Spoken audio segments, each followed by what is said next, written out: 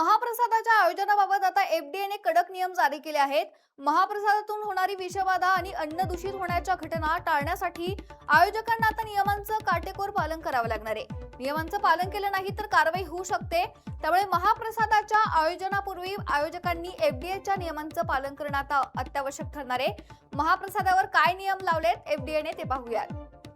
परवाना आणि नोंदणी करणं बंधनकारक आहे. कोणत्याही सार्वजनिक कार्यक्रमात महाप्रसाद वाटप करण्यापूर्वी एफडीए कडे नोंदणी करणं अनिवार्य आहे. परवाना किंवा नोंदणी न करता महाप्रसाद वाटल्यास आयोजकांवर गुन्हा दाखल केला जाईल. स्वयंसेवक आणि कर्मचाऱ्यांसाठी कडक नियम.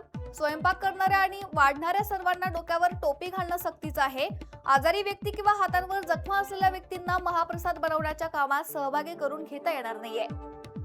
पाण्याचा दर्जा आणि आरो पाण्याचा वापर महाप्रसाद शिजवण्यासाठी आणि भाविकांना पिण्यासाठी केवळ आरो किंवा शुद्ध पाण्याचाच वापर करावा लागेल. अन्न आणि कच्च्या माल स्टेनलेस स्टीलची भांडी. अन्न शिजवण्यासाठी आणि साठवण्यासाठी केवळ स्टेनलेस स्टीलच्या भांड्यांचा वापर करावा लागणार आहे. ॲल्युमिनियमच्या भांड्यांना आता परवानगी नाहीये. अन्न साठवणूक आणि कचरा व्यवस्थापन. तयार झालेले अन्न जमिनीवर उघडे न ठेवता झाकून ठेवावे.